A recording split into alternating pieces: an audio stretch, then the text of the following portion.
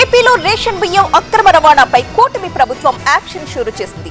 అక్రమార్కులకు ముచ్చెమటలు పట్టిస్తూ కఠినమైన చర్యలకు రెడీ అయింది. ఏకంగా సిఐడి విచారణకు ఆర్డర్స్ ఇవ్వడం చర్చనీయాంశమైంది. ఇటు రాజకీయంగా కూడా రచ్చ నడుస్తోంది. సిఐడి విచారణ సెంట్రింగ్ గా అధికార విపక్షాల మధ్య నువ్వా నేనా అన్నట్టుగా మాటల యుద్ధం ఒక రేంజ్ లో నడుస్తోంది. ఏపీలో రేషన్ మాఫియాపై ఫుల్ సీరియస్ గా ముందుకెళ్తోంది కూటమి ప్రభుత్వం.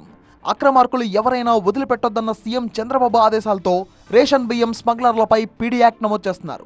ప్రధానంగా కాకినాడ పోర్ట్ ద్వారా జరుగుతున్న అక్రమ రవాణాలో కొందరు సీనియర్ అధికారుల పాత్ర ఉందన్న ఆరోపణలు వ్యక్తమవుతున్న నేపథ్యంలో కేసును సిఐడికి అప్పగించారు. దీంతో యాక్షన్లకు దిగిన సిఐడి పలువురు వైసీపీ నేతలకు లుకౌట్ నోటీసులు జారీ చేశారు. ఇక రేషన్ బియ్యం అక్రమ రవాణాపై ఇప్పటికే ఏపీ వ్యాప్తంగా 1066 కేసులు నమోదయ్యాయి. 729 మందిని పోలీసులు అరెస్ట్ చేశారు. బియ్యాన్ని అక్రమంగా తరలిస్తున్న 102 వాహనాలను సీజ్ చేశారు. మొత్తంగా ఏపీలో రేషన్ బియ్యం దొంగల గుట్టురట్టు చేసేందుకు ఏపీ ప్రభుత్వం కఠిన చర్యలు తీసుకుంటోంది. ఇక సిఐడి విచారణతో త్వరలోనే అన్ని విషయాలు తెలుస్తాయంటున్నారు మంత్రి నాదెండ్ల మనోహర్.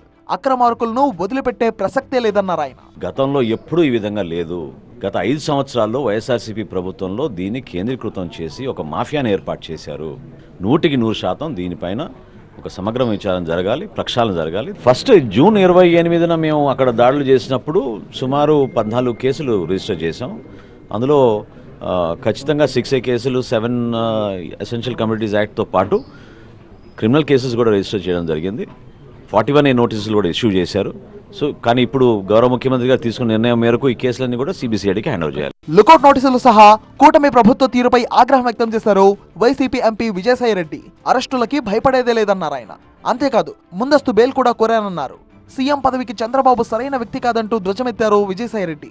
లుకౌట్ నోటీస్ ఇవ్వడం అన్నటువంటిది ఒక పార్లమెంటు సభ్యుడిగా, ఒక ప్రజాప్రతినిధినైనటువంటి నా మీద లుకౌట్ నోటీస్ ఇవ్వడం అన్నటువంటి దాంట్లో ఉద్దేశం చంద్రబాబు నాయుడు ఏంటి అన్నటువంటిది మీరు అర్థం చేసుకోవచ్చు.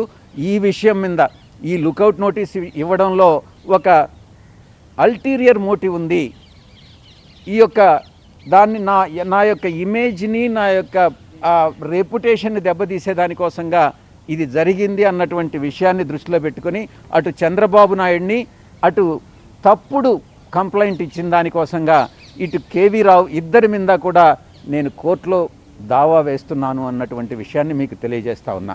విజయసాయిరెడ్డి వ్యాఖ్యలకు కౌంటర్ ఇచ్చారు మంత్రి నాదెండ్ల మనోహర్. సిఐడి విచారణకు ఆదేశిస్తే ఉలిక్కి పడుతున్నారంటూ కమెంట్ చేశారు. ఇంకా విచారణ ప్రారంభం కూడా కాలేదు, అప్పుడే భయం మొదలైందన్నారు. కొన్ని రోజులు ఓపిక పడితే వాస్తవాలన్నీ బయటకొస్తాయన్నారు ఆయన. ఎందుకు అంత ఉలిక్కి పడుతున్నారు? ఇంకా దానికి ప్రారంభం కూడా కాలేదు ఇన్వెస్టిగేషను. కొంచెం సమయం ఇవ్వండి, ఓపిక పట్టండి.